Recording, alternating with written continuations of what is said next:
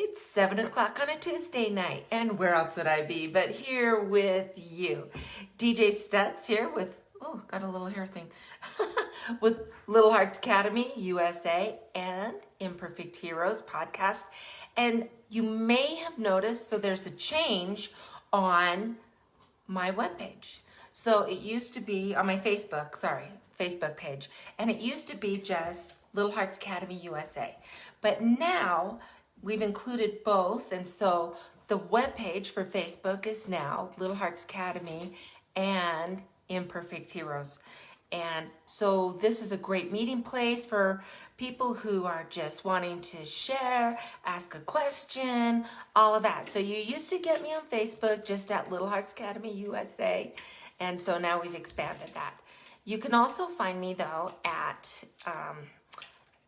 Instagram, and so if you want information on the podcast, of course, there's Imperfect Heroes podcast, and that's a page. And then we also have Little Hearts Academy, and that's a page. So, of course, the podcast one is going to have a lot of information on the podcast, what's coming up, what you would like to see. If you have something to brag about, we'd love to hear it. And then the Little Hearts Academy USA, we're going to have information, again, sharing and getting some answers from myself and maybe some of the ones that work with me, as well as some of the other parents. And so there's that. You'll also get information on what's coming up. So we've got a workshop that's coming up real soon. We're also expanding our coaching, and that's going to happen in May. And so all of that information is going to be there. Of course, there'll be a lot of crossover, and so if you want to hear anything, you can go to either one, and you're going to find us. It'll be fine. So today, I am talking about when your child just seems a little bit different. Hey, Ryan, it's good to see you.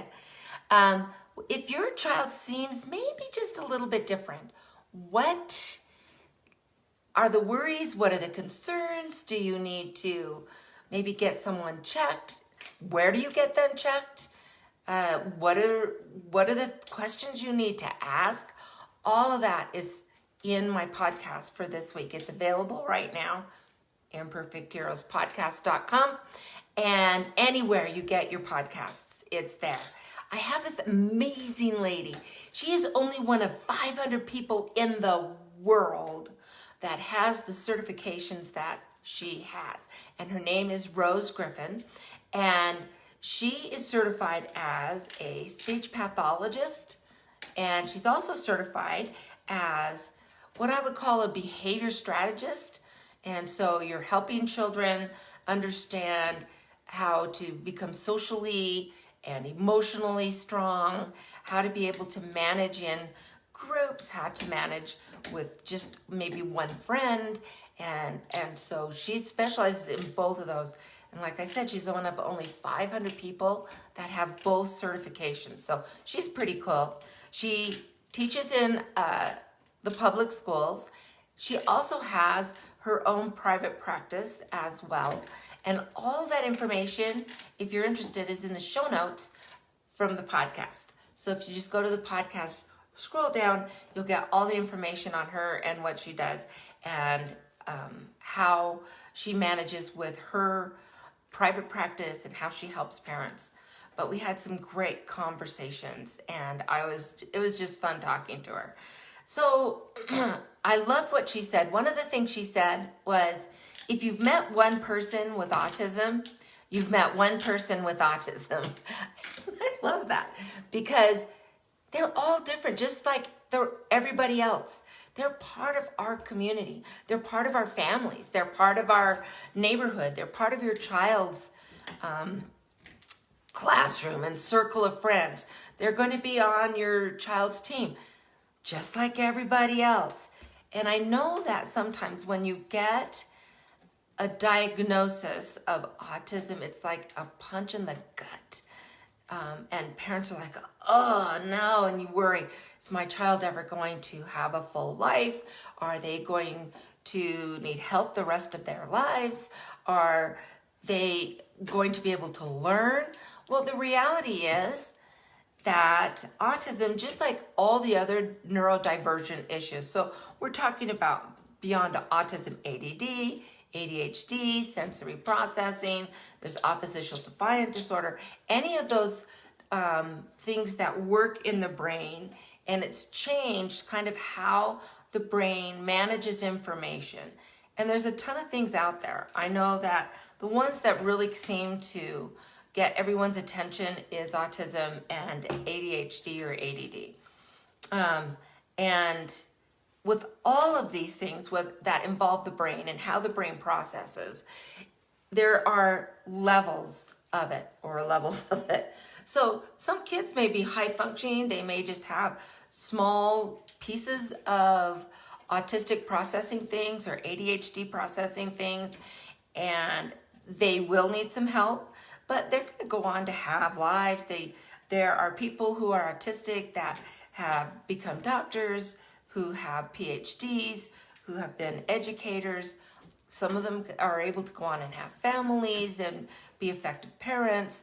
And a lot of times they're really effective when they have a job that is just very specified. They can become just these great wealth of knowledge in this one area, and they can take off and really change the world. We've also got people like with ADHD, and so they look at things very, very differently. And we say outside of the box, it's such a cliche, but ADHD lives outside of the box, as does autism. And so sometimes they are able to find answers to things that people whom we call neurotypical aren't able to see, that because we're living in a different area. We process things differently. And so it's not as hard as people may think when you hear that diagnosis. Some people are afraid, as I was with my son, with his ADHD, which was off the charts. We're afraid to go get the diagnosis. And I put it off and put it off and put it off. And he was actually in 6th grade before we went and got him diagnosed. And our pediatric neurologist, remember that? He said that he had treated over 3,000 kids with ADHD, and my son was probably in the top 5. He was so significantly involved. And so I just really put that off. And so then we had to go and, get a lot of support, get a lot of help, and find answers there. We do know that the earlier that you can start getting those supports, the more effective things are going to be. And we do know that there are certain things that help our kids as they work through whatever the diagnosis is that makes your kid just that little different, maybe a little different in the class. So some of the things you might want to notice is, are they, 3 or 4 years old and they haven't started talking yet? That doesn't mean they have it. It's just a sign, maybe something to pay attention to, maybe to ask your pediatrician about it. No big deal. Do they have a lot of repetitive motions? So some of them will flap their hands. It soothes them. It might irritate someone else. They can deal with that.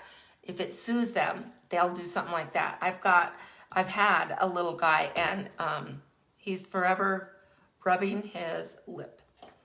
And that's his little repetitive motion. So it could be a bunch of different things. It doesn't have to be something that's really noticeable or a big deal, but sometimes it can be. And so you kind of want to watch if there's those repetitive motions and stuff. If they're not looking at you in the eye when you're talking to them or when they're talking to someone, they will look off to the side, they'll look down, they'll avoid that eye contact. Again, there could be a lot of reasons for that happening, but it's just one of the things to maybe look at and consider as you're looking at your child. It could be your grandchild. You may notice it, and I've had this happen. with a child's friend. And the friend comes over, and you just notice a few little things, And we had one case when I was teaching kindergarten a couple of years ago, and the mom of one of this kid's friends said, "Oh, I don't know, I'm seeing some of these things." Talked to the mom, and she said, "Oh, he's fine. She took him in for his next appointment with the pediatrician, and the pediatrician said, "Oh, have you noticed?" And she's like, "Oh, yeah, my neighbor was just saying she noticed that kind of stuff." And so they got him tested, and he did come back on the spectrum. And it's kind of nice that when you do have that diagnosis, you have options available that will help support you and help you get them through their education. It will help them learn how to manage themselves and how to fit into society a little better. It also helps even the teacher to understand, because then the specialist will come in and they'll say, "Oh, these are their goals. This is what's going on. This is how we need to give them, I hate to say special privileges, but there's just certain things that we do to help them manage through the day." And if the teacher knows that's what we're doing, or we've had great communication with our parent, and the parent is saying, "This is what's working for my child," yay! We can move forward, and it's not this guessing game when you don't have a diagnosis. So don't worry so much. Another thing is that they might get stuck in doing things just a certain way, and they cannot vary from it. So it could be something as easy as eating, and they will maybe have their own thing of, "I eat this thing first, my food doesn't touch." I have that, by the way. I don't like my food touching. So, and I don't have autism. The ADD might be a different story. But so if you notice that they get really stuck and they can't vary from the set thing. So it could be the way they get dressed in the morning and how they put on their shoes, or they get really stuck in a set way. And that's another thing you might want to consider. Do they struggle making friends? Do they struggle associating with friends, having those conversations, or getting involved in playing, just building blocks with another kid? So now we've got a few things that we're looking at, right? And if there's just one thing in there, I'll keep an eye on it. But if you've got two or more, and there's even more symptoms you can look at, I'll tell you where to go in just a minute. But if you've got several, you might want to talk to your pediatrician and get the ball rolling there. Another thing that you can do for your sweet child is pretty much in the vast majority of states, there's something called Child Find. And if Child Find isn't in your state, there's something similar to it. And so I would go with my child as young as maybe 2.5, because it takes a while for all of the paperwork and the processing, and then there's the observations, and there maybe have to have a couple of observations, and then there's conversations that they'll send something to the pediatrician to ask the pediatrician something. If your child is in child care or a different preschool program for really littles, they may want to contact those teachers and see, and there's a form, questionnaire, they'll ask a bunch of things. And then they take all of this evidence together and they look at providing a diagnosis. And so if you start at 2.5 to get that done, and then your child does get a diagnosis, most states will pay for a certain amount of preschool that has specialists coming in. So if you've been listening to me very long, you know that right now I'm teaching a pre-K, and the majority of my kids have learning differences. I have some typicals, but really even typicals have learning differences. I have yet to meet a child that doesn't have special needs, right? Either they have to have macaroni the right way, or they each have their own little thing that's going on. And so it doesn't really worry me or bother me as I work with kids who have, official learning differences, and then there are kids who have their learning differences. Everybody has learning differences, and so for me, it's easy. But I do have a speech therapist that is there half the time. I do have a behavioral social emotional specialist that is there half the time. I have an occupational therapist that is there at least once a week and sometimes twice. I have a physical therapist for one of my kids who has a lot of physical disabilities that are going on with her. And so the physical therapist will even come into my classroom and work with this child. And so I know in Colorado, they'll pay for that half a day. And so that's about 2 hours and 45 minutes, 4 days a week. And within that time, all of these different specialists can come in. And the nice thing is when they're in a classroom like mine, it isn't just Joey that has the speech person that needs to come and work with them. Basically, all of mine, have some kind of speech issue. And so the speech pathologist will come in and she'll work with a few kids so that now your child isn't feeling singled out. We're not saying, oh, you're different. It's like, oh yeah, I've got 4 kids. Come on over here and we're going to play this game. It's all very play-based at that age. It should be. If it's not, find one that is, because that's very important for this age. So, and actually up through first grade at least, and in some countries that's up through second grade, that all their learning is play-based. In the United States, we have really pushed for this rigor, right? And we want our kindergartners leaving kindergarten reading. And yet in the Netherlands, which is supposed to have the best education system in the world, they don't even start teaching reading until 3rd grade.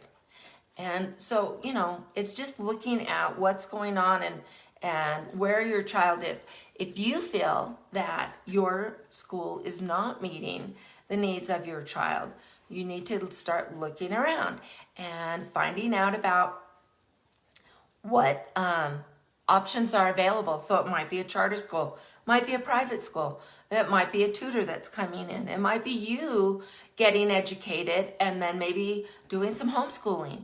All of these are great options that are available if you feel like where your child is going to public school is not meeting their needs.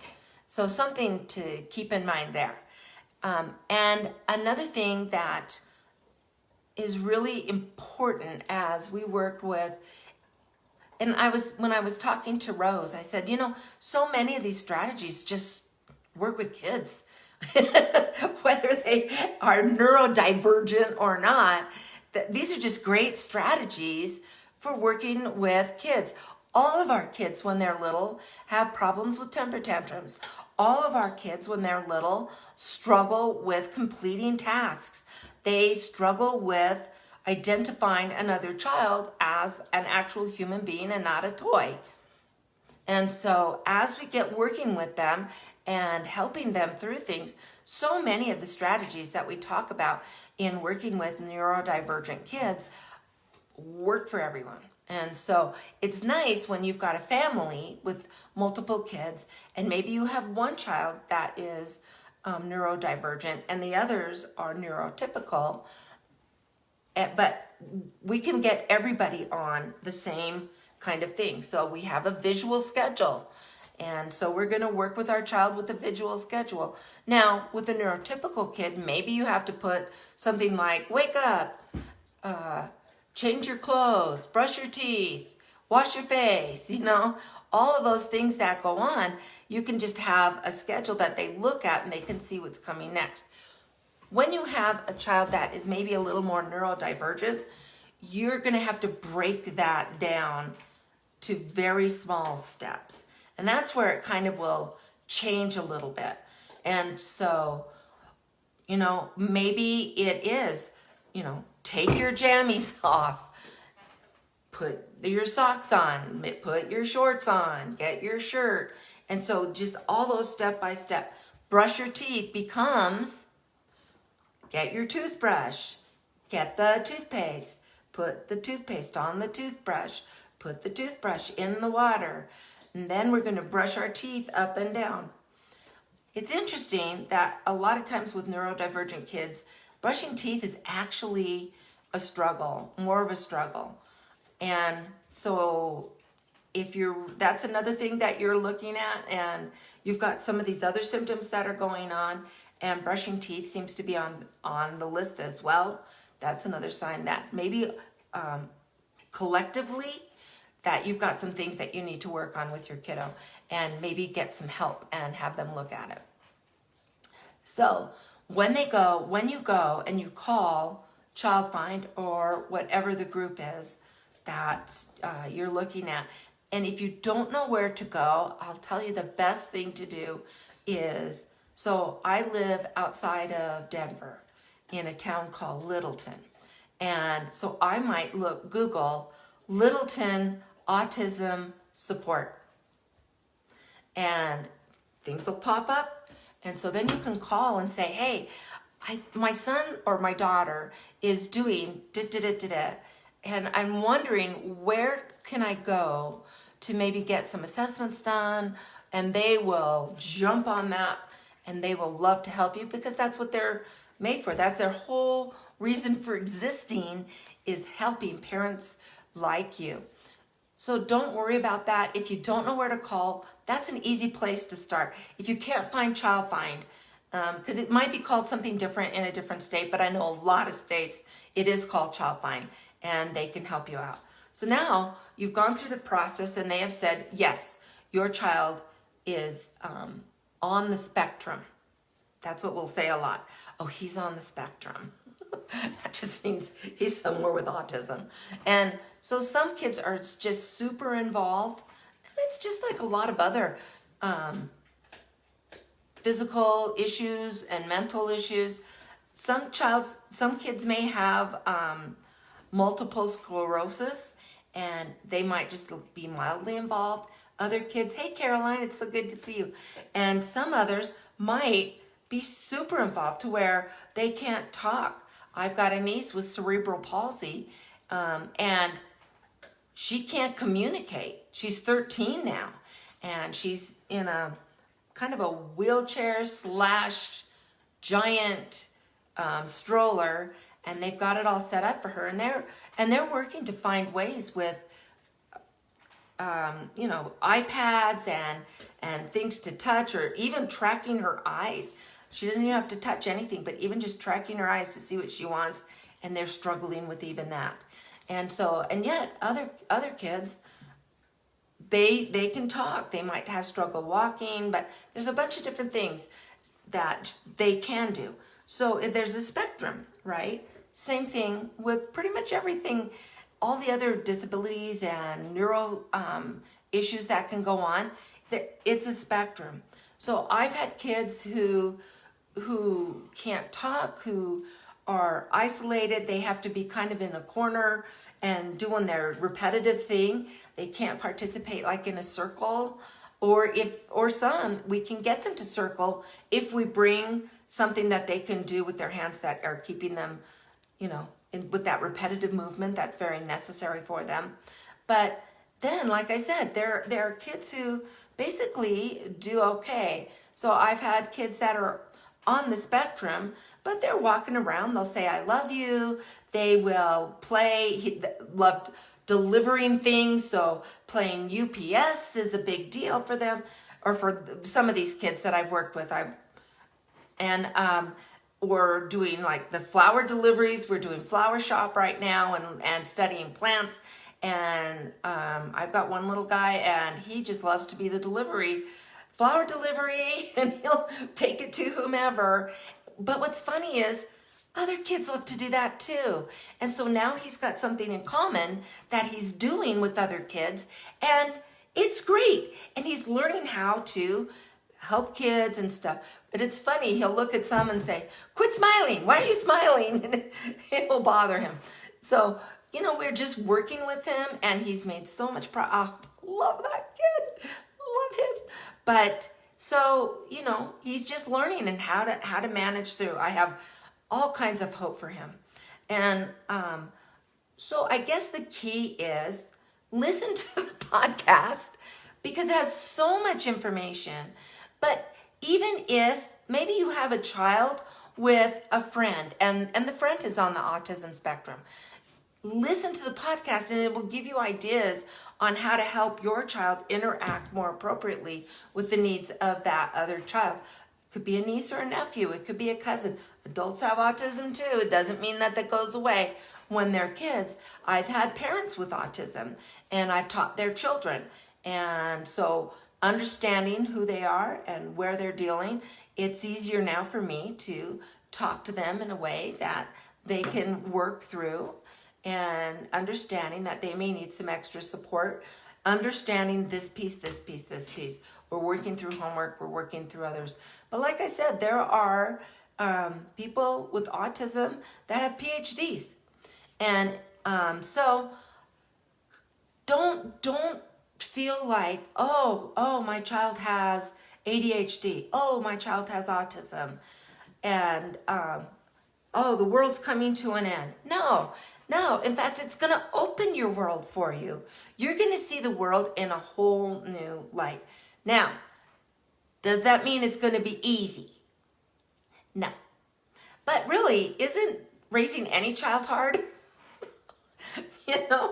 Some kids are easier than others, and there's some kids that are pretty easy. But, kids go through their things, and sometimes it's a little harder than other kids.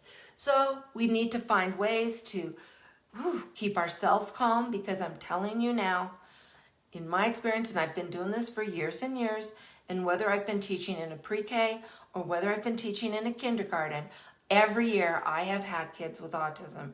It's on the rise. It used to be about 1 in 250. Right now, it's about 1 in 45 kids that are 8 years old, at the age of 8 years old, have a diagnosis of autism. So with it that much, and I'll tell you what, stay away from California. Sorry, California, if you're living there. In California, it's 1 in 23, I think, something like that, of kids with an autism diagnosis.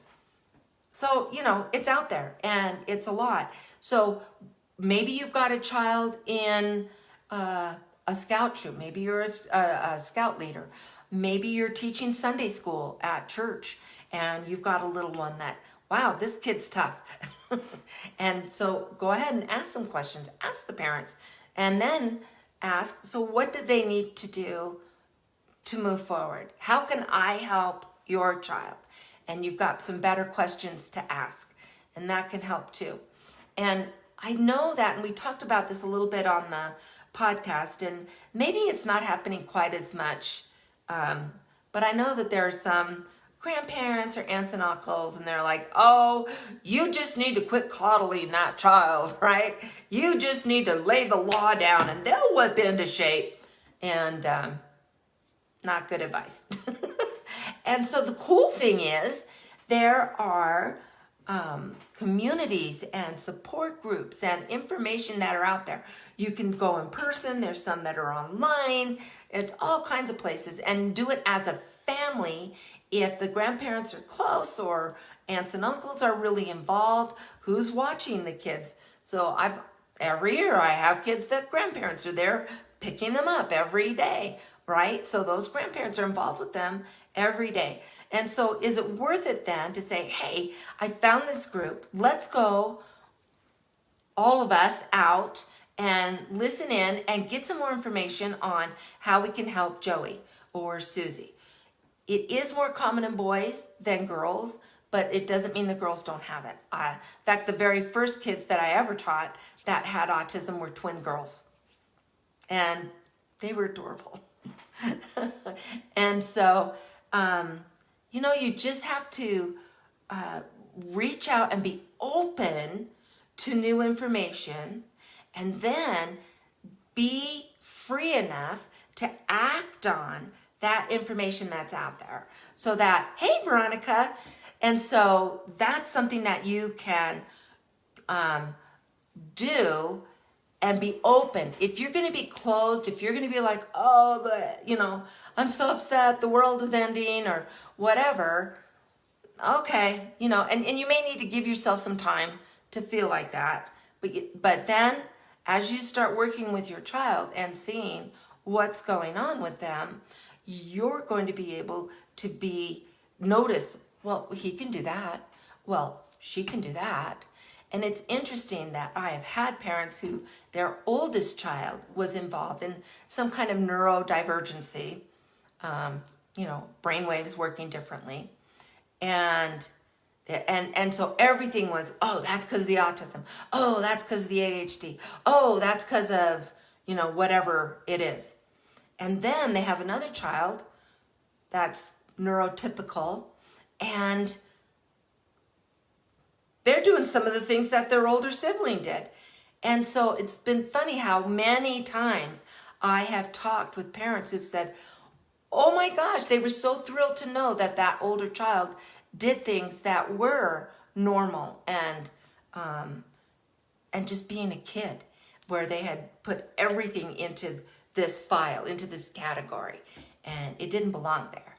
And so if you can get help with other people who are going through it, who have specialists and can talk to you realistically about it, then you're going to be able to understand and not be so stressed out. And so your state of mind is going to have a lot to do with how you're able to manage it all. With that in mind, you've got a child, and in some families I've seen that all of their kids. So I've seen families with 4 kids who are difficult, neurodivergent kids, and these parents are, and when do they have time for them? And nobody wants to babysit because their kids are hard, and so maybe you've got some family that loves you and loves your children, but you do need to find a foundation, a networking foundation that you can count on, that you can look toward to help you get some of that respite going on. I will tell you that there are some of these communities, some of these support groups, some of these information groups, there are clinics, there are all kinds of different things. And if you get involved, that they will do like date night for mom and dad to go out, and they'll leave the kids for, 3 hours, long enough to maybe just go to a movie. Or sometimes they'll do something around the holidays so that mom and dad have time to go shopping and to get some of that holiday stuff done. And so there are things that are out there, but you need to look for them, and they're so important because you do need to have time to remember that you and your sweetheart are a couple and that you're there to support one another. Another dismaying, I guess, statistic is that couples who have children that are like difficult with this neurodivergence or any other kind of handicap, honestly, even if you have a normal child and there's an accident and now your child is going to struggle walking the rest of their lives, they've got a neck injury or whatever, these families fail at a much higher rate than the average. And the average nowadays is failing at a ridiculous rate. Get it together, people. But so it's really important that you're taking time to notice the other parent, notice if they have different needs. Maybe, he needs an afternoon of golf. Okay, that's fine. And maybe you need some time in the craft room. Whatever it is, but be sure to have some times where you're being together as a couple as well and support that family, because imagine as a child how hard it is to grow up with a family that's splitting up, and now you're a neurodivergent child that might struggle with really understanding things, and we're going to plop this one on top of it too. Mom and dad aren't getting along anymore, and we're going to split up, and it's so hard. It's so hard, but it's so important if you can just remember that the other parent is struggling as well. You're struggling, and so you need to support each other and find a way to keep talking about it. But some of these groups that I've been telling you about have that piece there.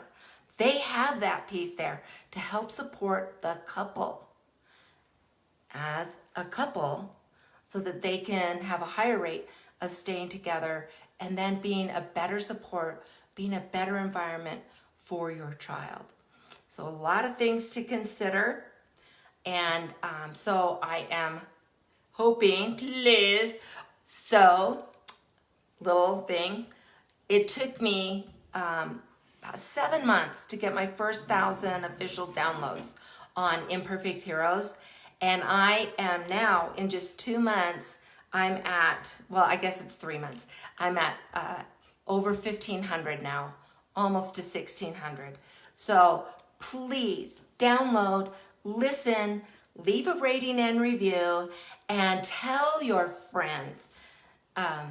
It's a good thing. I know it's me, but I've gotten so many comments from people that I don't even know, and I'll get messages on my Facebook or on my Instagram that will tell me that, this is so much fun and it was great, and this was a topic that they were really struggling with, and now they're getting some help, and they loved learning what we have to offer at Imperfect Heroes Podcast. So please listen and share.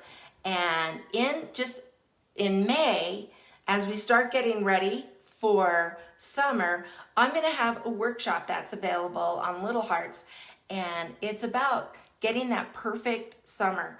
So we're going to have all kinds of things that you will be able to take with you. We'll do it online. I'll send you everything, and we're going to talk about how to plan for the summer, how to decide what activities to have. We're going to have 3 months of everyday activities. So it's the theme of the day, and you can do what you want with the theme of the day. But, maybe it's National Pancake Day, or National Kiss Your Dog Day, or National Sisters Day. There's one there.